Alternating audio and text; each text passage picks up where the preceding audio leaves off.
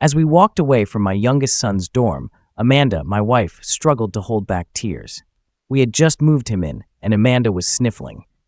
Katie, our neighbor whose son was rooming with ours, also looked emotional as she pulled a napkin from her purse. "I can't believe our boys are all grown up already," Katie said, wiping her eyes. Amanda took a napkin as well. "Yes, it's hard to believe," she replied, drying her tears. "Now they have to make so many decisions on their own."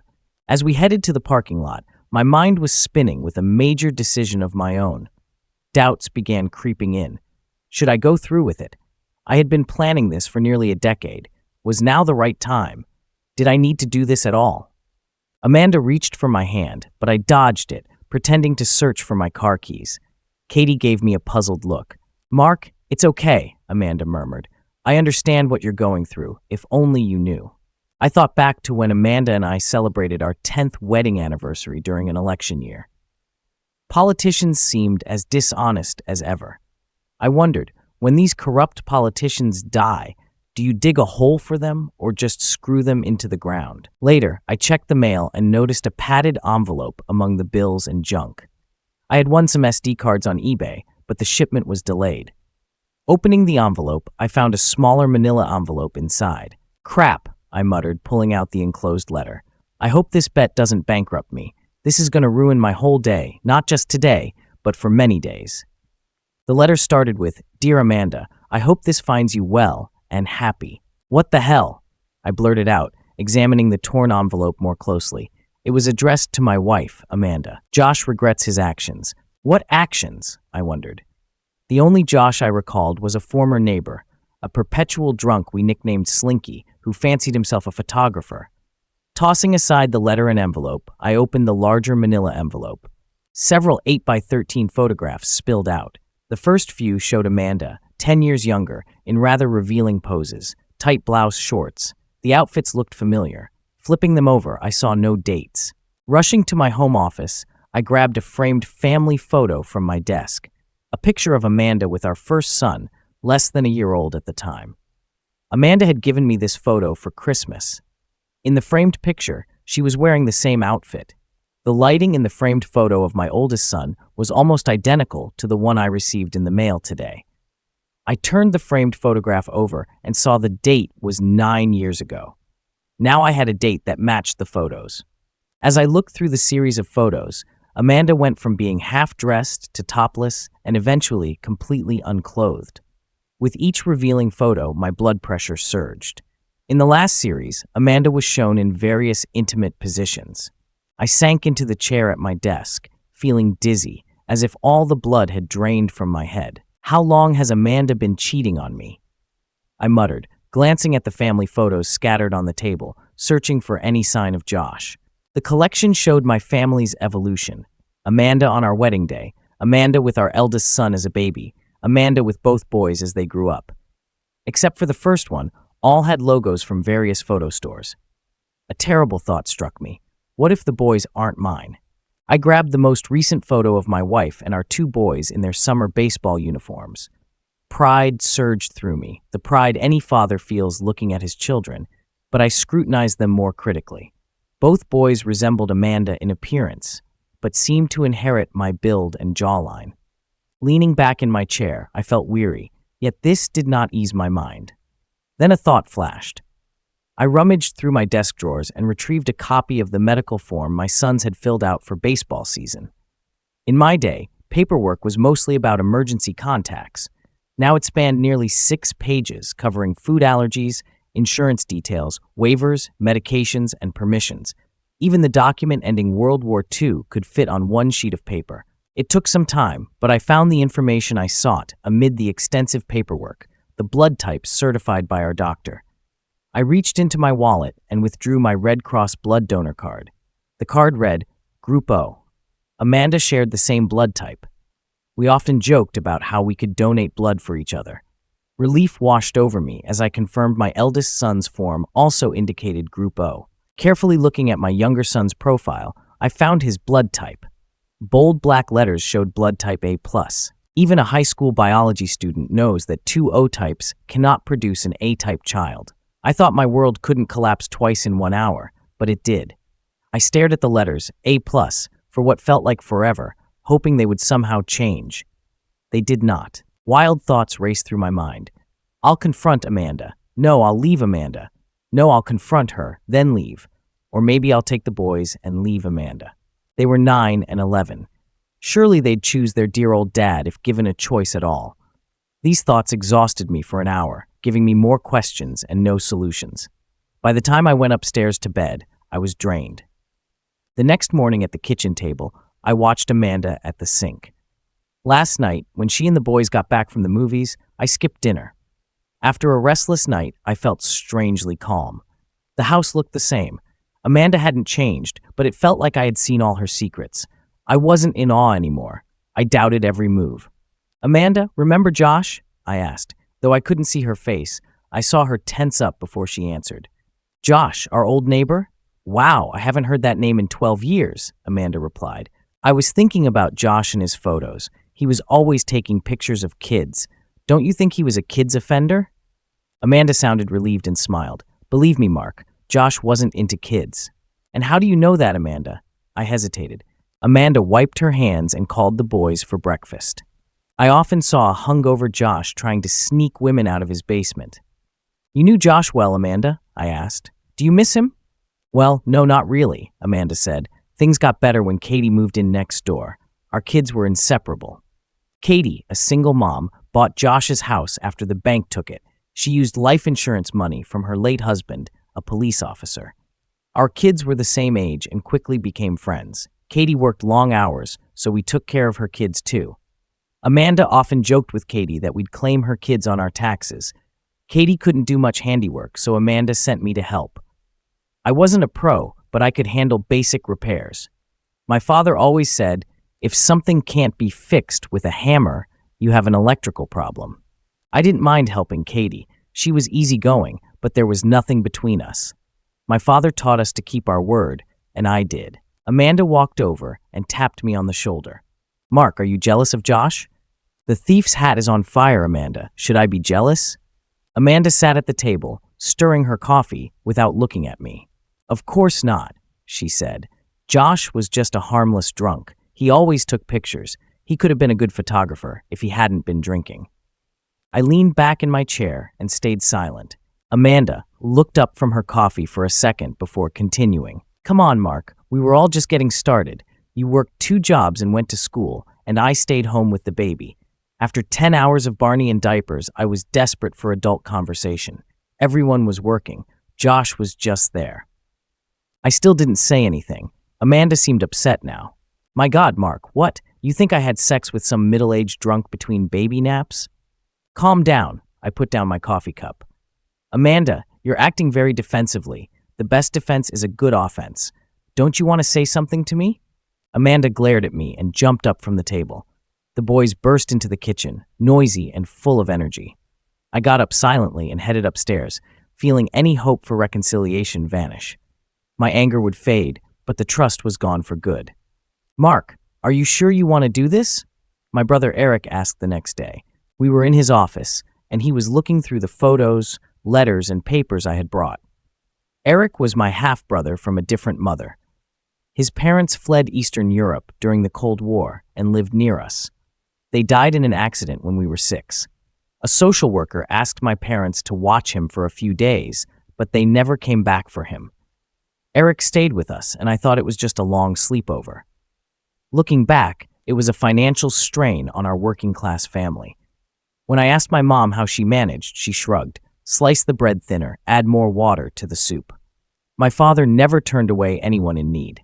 Though religious, he believed faith was about actions, not words, and distrusted organized religion. He ended our dinner prayers with, "Next time, let there be more at the table, not less.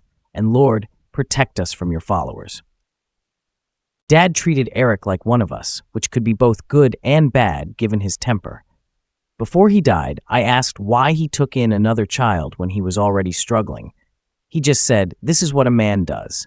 Eric, with his snow-white skin, reflected his Eastern European roots, while I was darker, showing our Southern Italian heritage.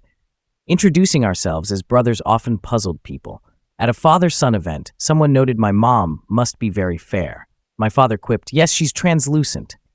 Eric graduated top of his law school class and joined a top firm. He worked over 80 hours a week, driving an expensive car, living in a city view apartment, and marrying a model-looking bride from a wealthy family. She was always by his side at events, until one day he surprised his mentor with a major contract and found her there, not in the most respectable state. Eric stayed until the end of the year for his bonuses, then left, taking top lawyers and clients with him. His old firm never recovered and went bankrupt years later. Now Eric runs a small legal practice, handling contracts and wills. He also serves as outside counsel in major lawsuits. He's married with 2 children, and we're still close. Eric looked through the documents in the folder. "Mark, I think you're still in shock. Take some time to get your bearings." "Is that how you did it?" I asked sarcastically. "You're my hero for how you handled that event at your first law firm." "Not all of us can be heroes," Eric answered, trying to lighten the mood. "Someone has to sit on the side of the road and applaud as we pass by." Then he got serious. "Listen, Mark, your wife Amanda is just a person, and most people struggle to see beyond themselves. We only notice how we're treated and don't think about how our actions affect others." "Are you Yoda now, Eric?" I rolled my eyes. "I want to leave. My revenge will be making sure this cheating woman doesn't get a penny, and everyone knows what she did. I don't want Amanda thinking she can cheat on me and use hormonal excuses like I'm some fool." "Okay, Mark, but remember, revenge only shows that someone got to you. Letting someone know they can break you gives them great power. Don't give that power to anyone. It's better to ignore the emotional abuser. It may not bring instant gratification, but in the long run, it's the best thing to do. Take it from someone who's been there." Eric turned to his computer. "I don't practice family law, but my buddy from the old firm is a real shark. He takes no prisoners. Are you sure you want to do this?" "Call him, Eric." A week later, we were in a fancy corner office downtown. Mr. Big Shot had just finished going through the stack of papers I brought: tax returns, payrolls, mortgage payments, paternity tests, wills, etc. The list seemed endless. Mr. Big Shot took off his reading glasses before speaking. "Forget about it." I was shocked to hear these words from an overweight lawyer who was supposed to be a shark. "Mark, I know you and Eric are close, so I'll be straight. Forget about it." It took me a moment to respond. "You mean I have to act like this never happened?" Mr. Big Shot leaned back in his chair, smiling knowingly. "Yes, unless you have video footage of your wife Amanda force-feeding your children Red Bull as babies and making them fight for prize money," he pointed at me. "Currently, you have a nice wife, a house, and 2 good children. But if you push this, you may end up with a small apartment, no money, children working part-time, and your wife with new male friends. You'll be paying alimony, child support, and more than half of your earnings and savings." I was stunned. Amanda has a job, so why should I pay child support for a child that's not even mine? Mr. Big Shot looked surprised. "Mark, I'll take your money if you want to continue, but let me explain. What your wife earns at this part-time hair salon does not compare to your income, so alimony is a given. The dispute is only about how much and for how long. As for child support, only 6 states in America allow men to stop or avoid paying child support for a child not biologically theirs, and we don't live in any of those states. But what if I find out that Amanda knew all along the child wasn't mine? Is this a scam?" Mr. Big Shot leaned forward, resting his forearms on the massive table. "Here's a dirty little secret. Let's say we prove your wife knew it wasn't your child. It would be fraud for her to have presented the child as yours. However, this type of fraud has no punishment and doesn't require compensation. Even if you were divorced and paying alimony for 17 years, your wife could publicly announce you're not the father and knew it all along. There's no law in all 50 states requiring her to pay you back or face any penalty. Some poor guy in Florida was paying alimony to a woman he wasn't even married to. He took a DNA test that showed the child wasn't his, but the court ordered him to keep paying child support because it was in the best interest of the child. That case is still going through the courts. The child will be 18 before it's resolved, and even if he wins, the pseudo-father will never see a cent of the money he spent." I interrupted him. "Can I at least try to get the money back from my cheating wife's boyfriend? In most states, only the mother can seek compensation. Only 2 states allow you to try to get your money back as a man. You must prove that both the boyfriend and the mother knew about the deception. Plus, you need to show that it caused undue hardship on the child's well-being and the family's quality of life. Our state isn't one of those with such a law. I sat back in my chair as he continued. Ask yourself if a man's pride is worth more than half his property, spousal support, and child support. Money won't restore your self-respect or reputation. Wouldn't it be better to end everything and find someone who truly appreciates you rather than stay in a sham marriage? Eric interjected. Maybe a marriage counselor can help them overcome this. Mr. Big Shot waved his hand dismissively. Counseling helps in less than 10% of cases. In my experience, it only encourages spouses to prepare an escape strategy. More than 2/3 of women who undergo counseling initiate divorce. Over 55% of women who cheat end up leaving their marriage. In custody split states, it's a little less, but we don't live in one of those states. Here, it's winner take all. The advantages heavily favor the mother. How old are you? 35 years old? Yes, I muttered, trying to absorb all these blows. Mark, I hate to give bad news, but most often a wife cheats on her husband around age 45. If your wife has already had an affair and she turns 40, the likelihood of a relapse is high, almost certain. The pain and guilt from the previous affair may have subsided, but the memories of what was exciting and thrilling will grow. It's like a high school athlete scoring the winning point but breaking his leg. The mind forgets the pain, but inflates the significance of the moment. The desire to relive this moment can turn into an obsession.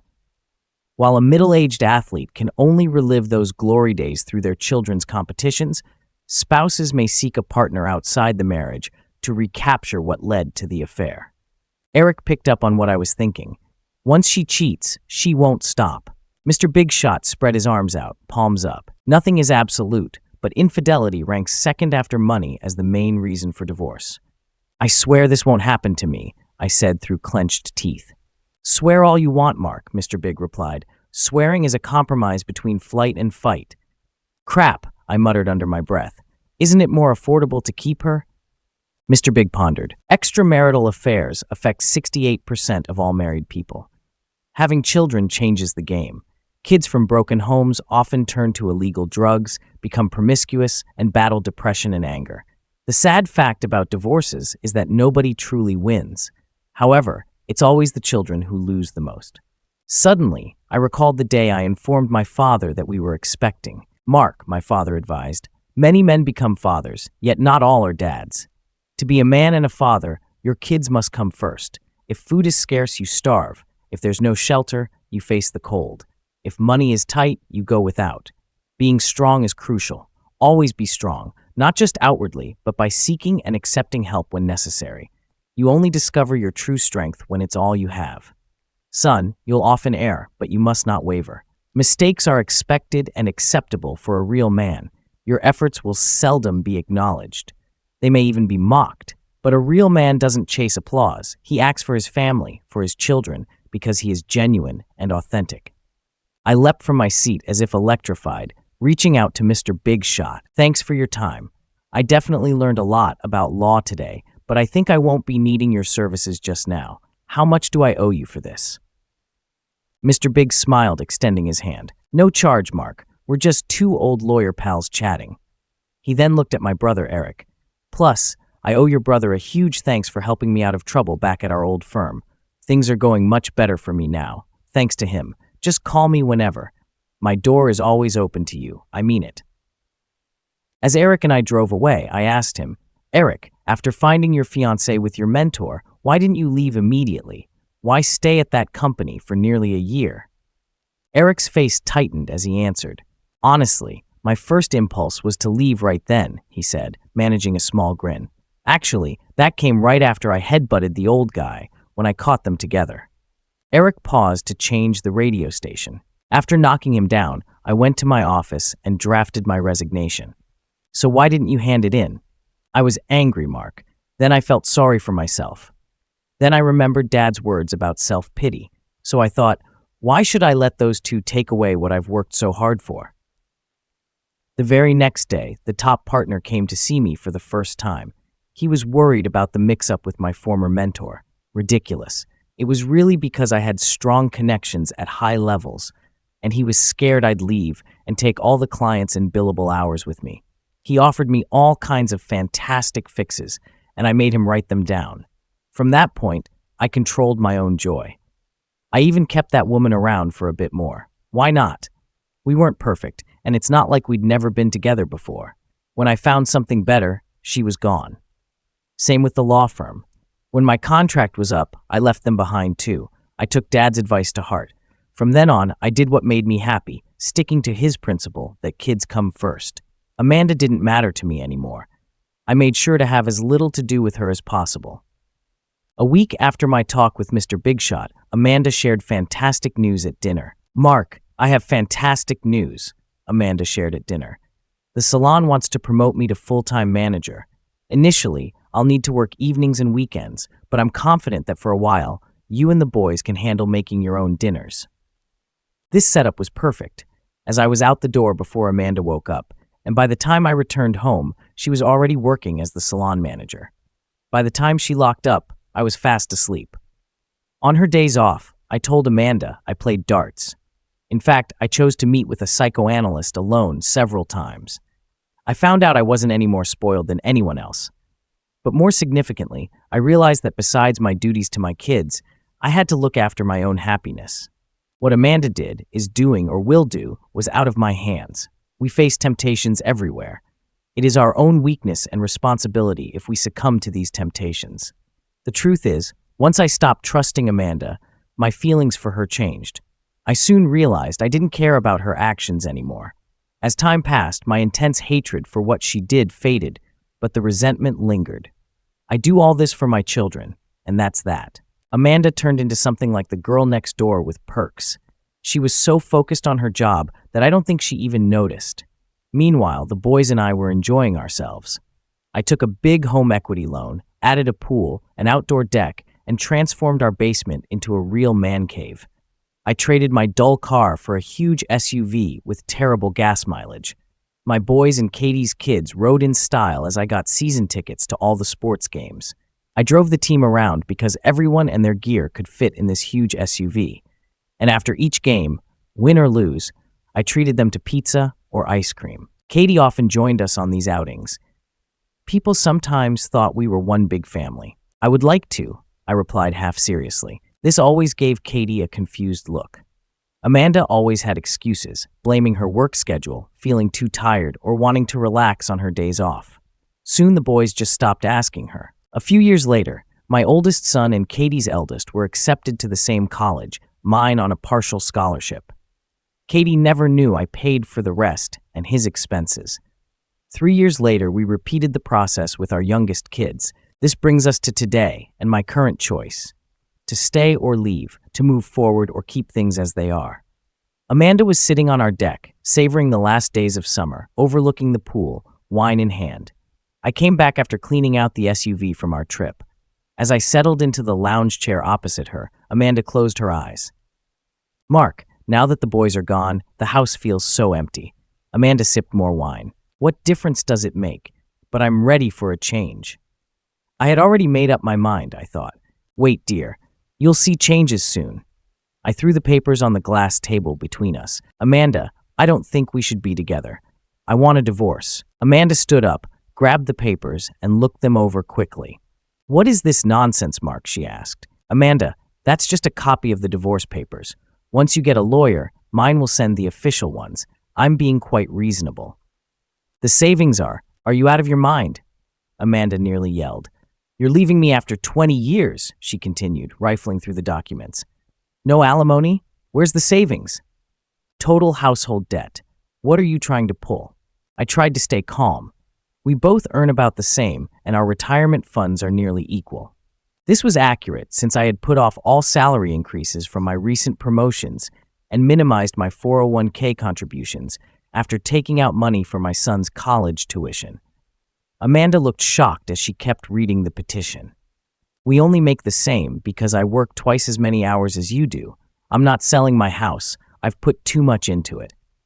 "Amanda, We're underwater on the house because of the home equity loan you took to buy it. Where do you think the money for this porch and your new kitchen came from?" She slammed the papers down on the table. "We are not getting a divorce, and that's final." Suddenly, a realization seemed to strike her. "You son of a bitch," Amanda snapped, pointing at me. "Found someone new? I gave you the best years of my life, and now you want to run off with some young woman." Her face turned red. "How long have you been cheating on me? You're a pig." "Please," I sighed. "Let's not get into that. The reason doesn't matter. We live in a no-fault state. Everything, both assets and debts, will be split equally." But Amanda wouldn't calm down.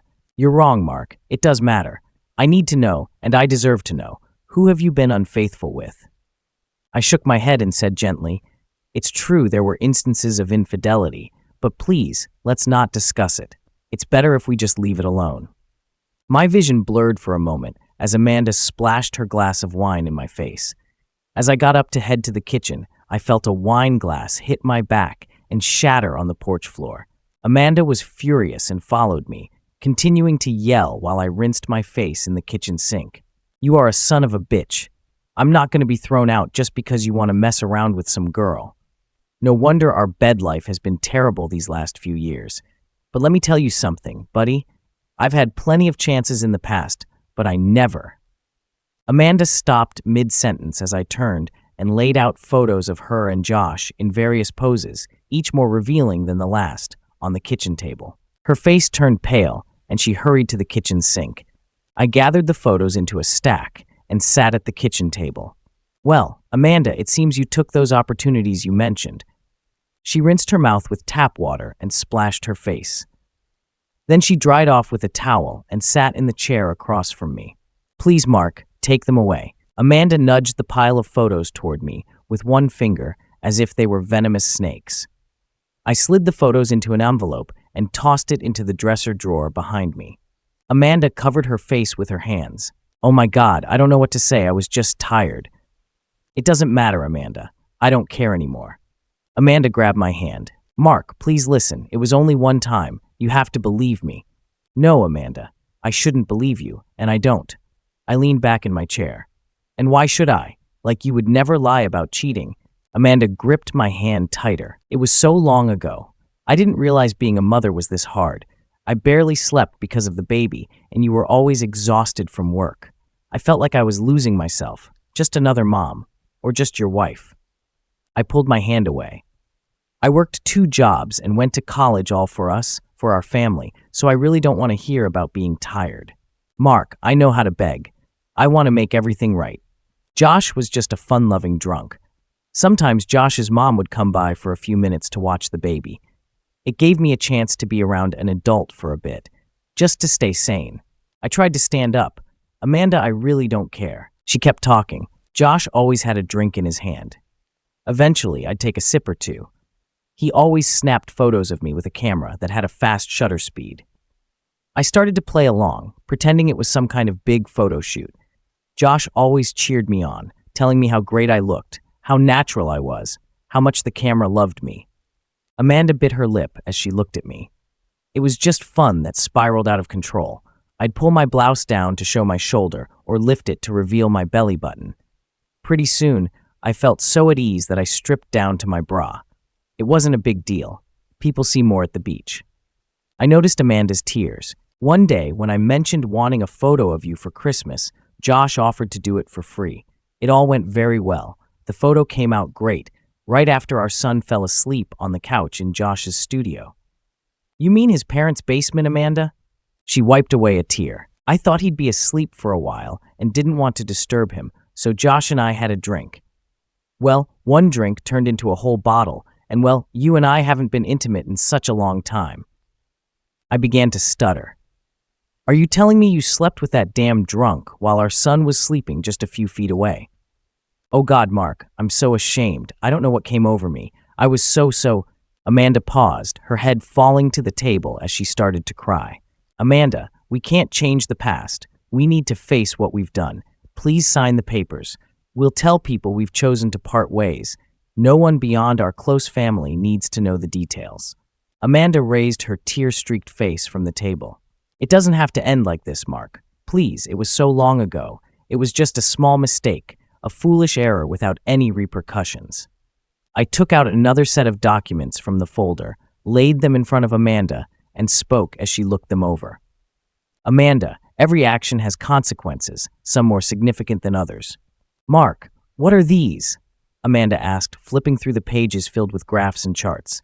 Amanda, these are the results from our family DNA test and our blood types. You see, there's a discrepancy. Amanda clutched her chest and began to hyperventilate. I stood up and fetched a paper bag from the kitchen cabinet. Amanda, breathe into this paper bag, I instructed, handing it to her shaking hands. You're hyperventilating. Slow down. Take calm, steady breaths through your nose. There, that's better. After a minute, Amanda's breathing stabilized. I moved back and sat down across from her at the kitchen table. She put down the paper bag as color returned to her cheeks. Amanda, you knew all along, I declared, more as a statement than a question. Amanda began shaking her head while toying with the paper bag. I suspected, but I just hoped. Well, I prayed, but I was never certain, she stumbled through her words. Amanda, come on, I pressed. You graduated with honors in biology, if I remember right. You must have thought I was naive to buy all those stories about premature births and early deliveries. I shook my head. Now you understand why it's tough for me to trust you. Not only did you cheat, but you also made me raise another man's child. It wasn't like that, Mark. After Josh and I felt so ashamed. I didn't want anyone near me, not even you. I vowed to be the best mother and wife possible. When I discovered I was pregnant, I panicked. I had nightmares about you kicking me out, taking our son, or forcing me to get an abortion. Amanda, did I ever threaten you during our time together? Did I ever make you do something you didn't want to? You know how family-oriented I am, how I was brought up. I paused to rub my temples. If you had told me, we could have figured something out. Instead, you chose to lie. It was just one lie, Mark. No, Amanda, it was not just one lie. It was a lie every single day up to today. Each day you chose to live a lie. You had other choices. But I felt I had no choice, Amanda pleaded. You always had a choice, Amanda. You could have told me at any point. You chose to keep up this deception, and I don't know what else. Now it's my turn to choose. Please, Mark, Amanda implored. Don't tell the boys. Amanda, we can't continue with lies. Children who grow up around secrets and lies struggle to trust and often feel insecure and dependent. When their family falls apart, they might not have any truthful relationships to rely on. They'll feel abandoned, so you tell them or I will. My God, Amanda murmured. What do I say to them? Tell the boys, your mother made a mistake, but you both are still our sons, and it doesn't change how much we love you. The boys handled it quite well, considering all their friends have step-parents, 2 moms, 2 dads, and blended families. It wasn't much of an issue for them. Amanda felt bitter about it all. She kept saying we could sort things out, that not enjoying the house we worked so hard for would be a waste. But I was through with it all and ready to move on. Oddly enough, dealing with the house was more of a headache than the divorce itself. Our mega bank was a nightmare to work with when we tried to give back the house. They rejected all the short sale deals we proposed, and we never talked to the same person twice. Depending on which employee at the mega bank they spoke to, they got different answers to the same questions. Plus, the paperwork was ridiculous. I think we've single-handedly chopped down most of the trees in Washington state with all our written submissions. Thankfully, my brother Eric got one of his friends, who was a sharp real estate and law expert, to help us out. Over several months, he proved that Megabank had broken not just its own rules, but also many state and federal laws designed to protect homeowners with underwater mortgages. Oddly enough, Megabank ended up owing us money. They didn't even show up for the court hearing, despite receiving 4 certified letters, and we got a default judgment. According to it, we got the house for free, and the bank had to pay all the court and attorney fees. It turned into a spectacle that resembled a 3-ring circus when our attorney went to the Megabank branch with 2 armed sheriffs, a court order, and a moving company to seize their assets, like furniture, computers, etc. Because Megabank had ignored numerous notices about attorney fees, the local media covered it extensively, and even passers-by pitched in to help dismantle the bank's offices.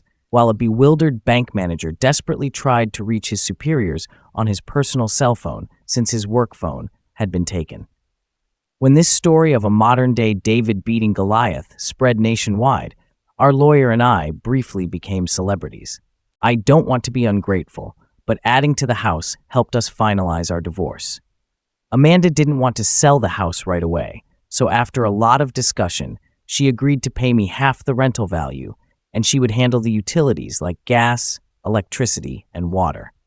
We split the insurance and taxes evenly, and any money from a future sale will be divided equally. I did what any newly single middle-aged man does and rented a lousy apartment temporarily while I figured out my next steps. Naturally, I joined a gym to try and get back into shape. I despise going to the gym. And there I was at the reception looking forward to a free session with a personal trainer when I heard, "Mark, oh God, how happy I am to see you." I turned around and saw my former neighbor, Katie. She looked fantastic. Katie was wearing a tight leotard branded with the gym's logo on both the front and back. She hugged me. Wow, she was in shape everywhere. "Katie, you look fantastic," I said as she released me from the hug. "What brings you here?" "I work here, Mark. Well, part-time anyway." Katie glanced at the clipboard she was holding. "Turns out I'm your personal trainer tonight as well. Which machine do you want to start on?" How about we swap?" I suggested. "I'll buy you a chocolate of your choice." Katie laughed and guided me toward a collection of devices that looked like they belonged in a medieval torture chamber. I didn't recognize any of the exercise machines that I remembered from gym class at school. I tried to appear strong, but after 90 minutes, I had thrown up twice. Like any typical tough guy, I lied and said I needed the bathroom because I drank too much coffee at work. Those scales must have been set to metric because I swear pounds were never that heavy. Katie showed some sympathy and agreed to meet me at a cafe after I hobbled to the locker room. She looked bright and energetic, linking her arm with mine as we waited in line at a local cafe while I felt like a zombie. "Katie, since when did ordering coffee get so complicated?" I asked after she ordered something that sounded like a chemistry formula.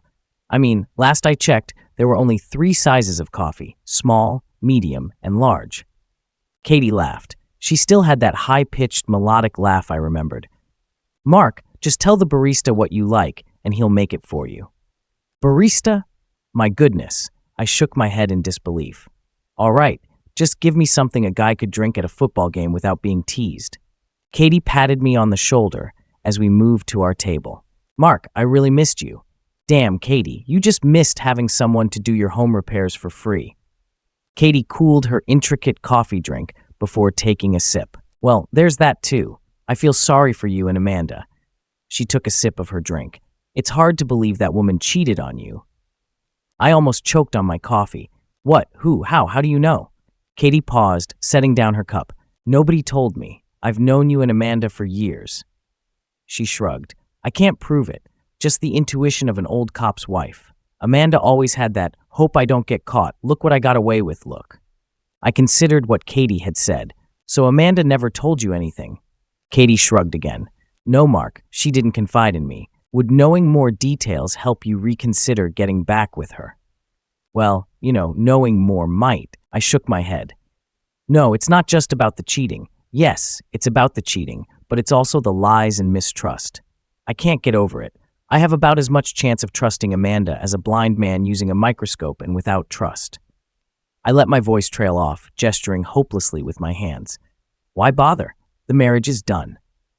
I tried to lighten the mood, and soon had Katie laughing as I told her about our argument and how we split the house between me and Amanda.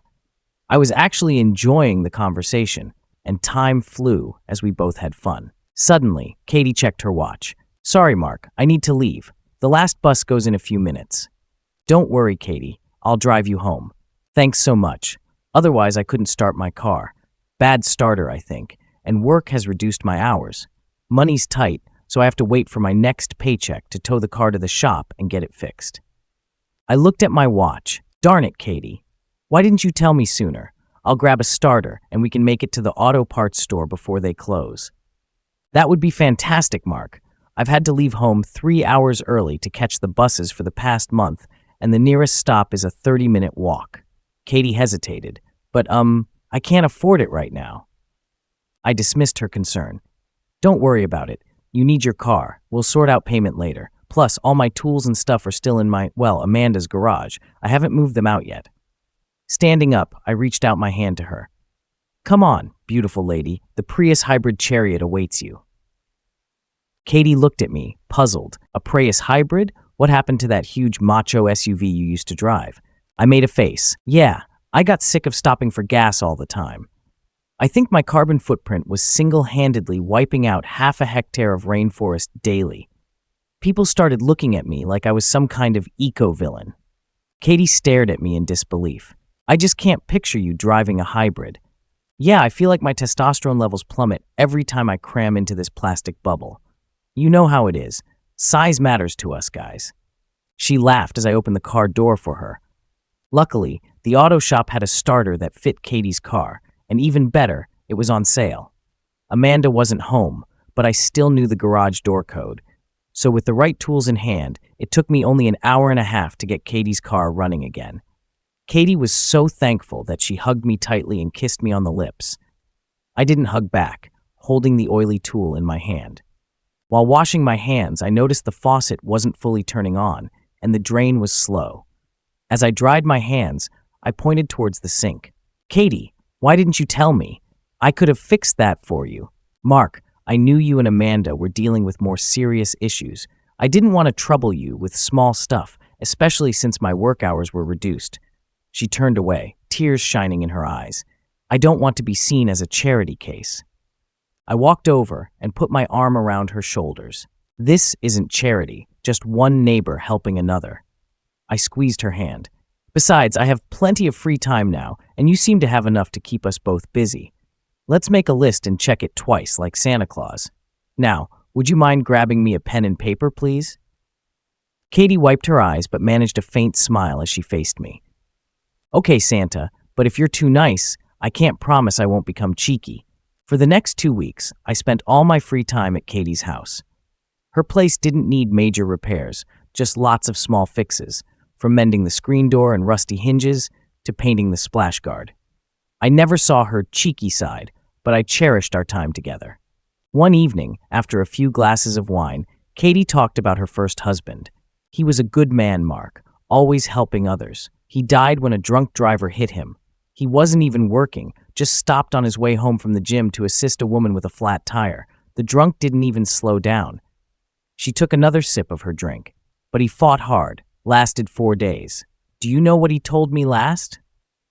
I stayed quiet, letting her continue. Mark, his last words weren't about himself, but about our family. Tears streamed down her face.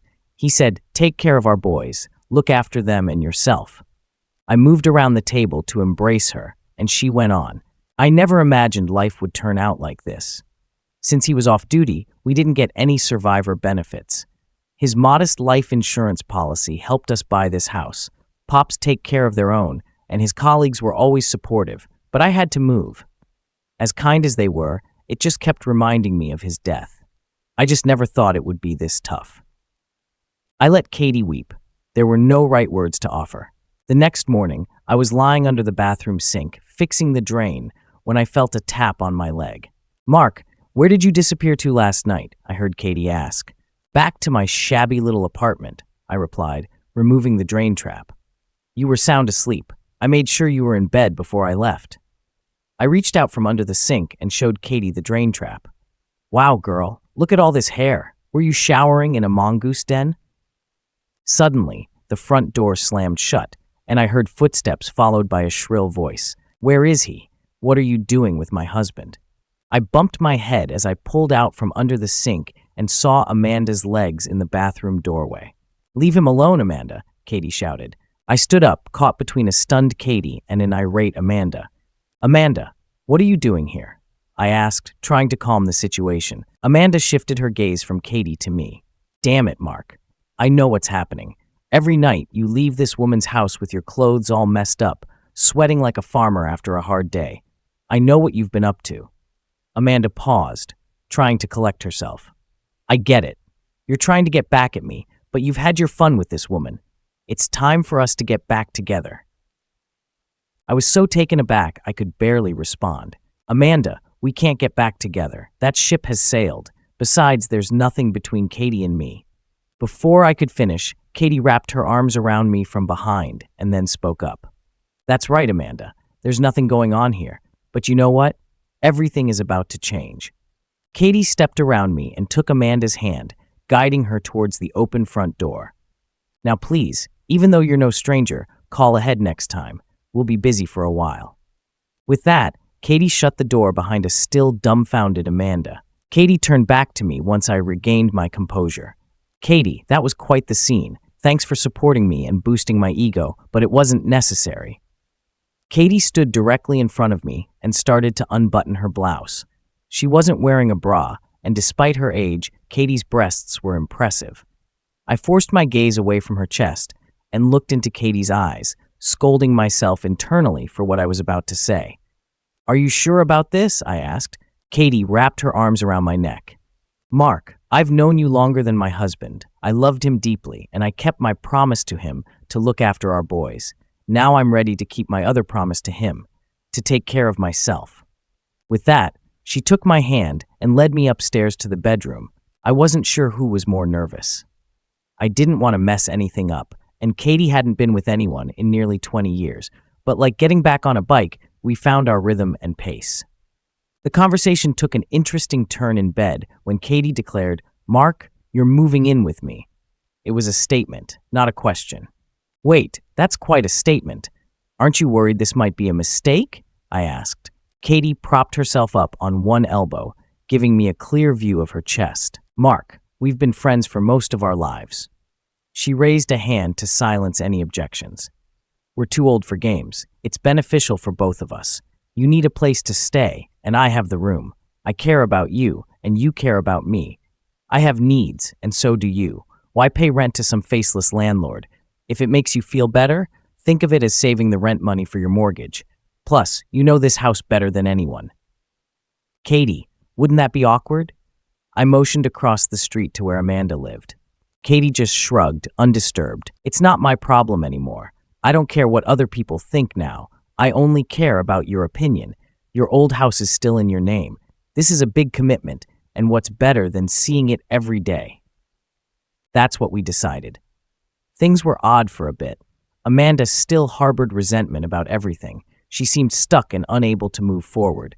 Damn it, Mark. Amanda confronted me one day while I was at her place fixing a crack in the driveway. When are you going to come back home? It's absurd. You know you belong with me. What can I do? You know I regret it all. Just tell me what to do to fix things. I removed the sealant cover before responding. Amanda, I know you're sorry, and I am too, but we're not getting back together. It's time for you to move on. Find someone else. Who exactly? Amanda scoffed. I work in a salon with gay hairstylists. Most of my clients are divorced women. She stared at the ground. I never imagined I'd end up like them.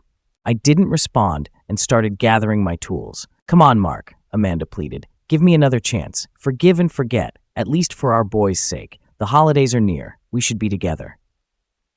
Amanda, you're forgiven. You had more than a decade to make things right. Every day you chose not to.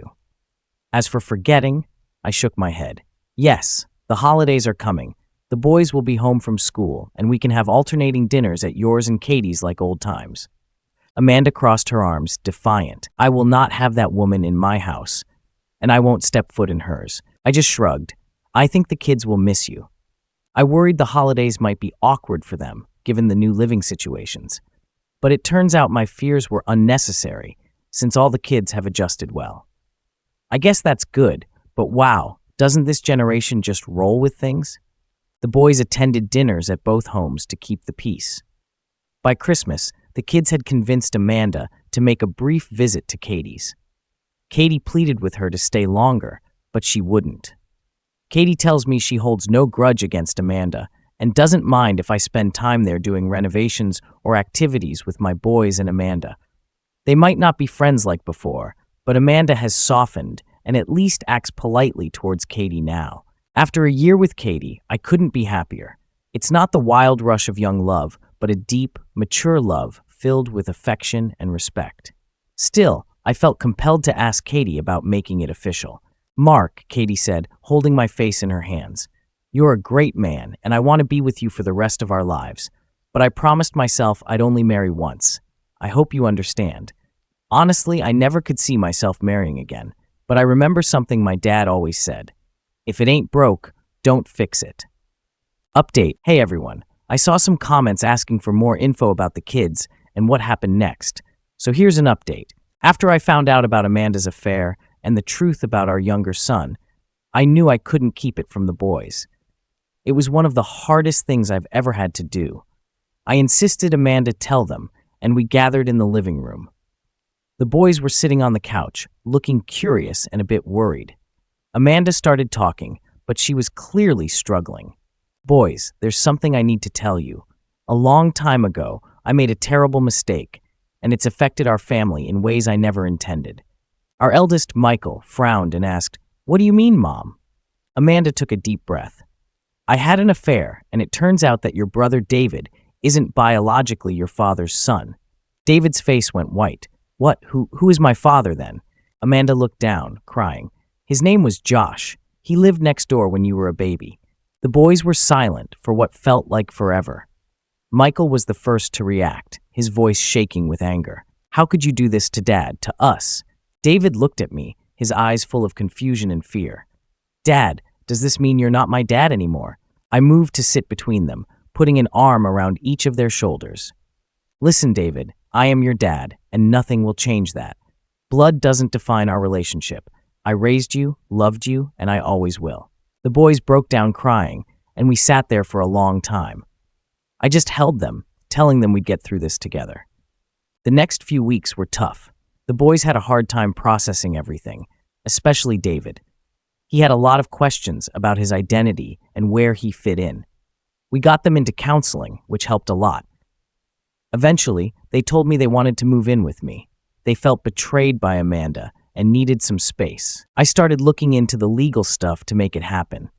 My brother Eric helped a lot, and we worked with a family law attorney to make sure it was done right. Amanda and I finalized the divorce without too much drama. We agreed on joint custody, but the boys spend most of their time with me. They still see their mom, and we're trying to keep things civil for their sake. Amanda is doing her best to make up for her mistakes. The boys are slowly rebuilding their relationship with her, and we're finding a new normal. As for me, I'm figuring out single parenthood and this new chapter of my life. Katie has been amazing through all this. Her kids and mine have become close, and we've sort of become a blended family. Katie and I are taking things slow, but it's looking good. I still have moments of anger and betrayal, but they're getting less frequent. My focus now is on making sure my boys feel loved and secure. We're taking things day by day, and despite everything, we're getting stronger as a family. Life has thrown us a lot of curveballs, but we're moving forward. I finally feel hopeful about the future. Thanks for all the support and advice. It means a lot. 40.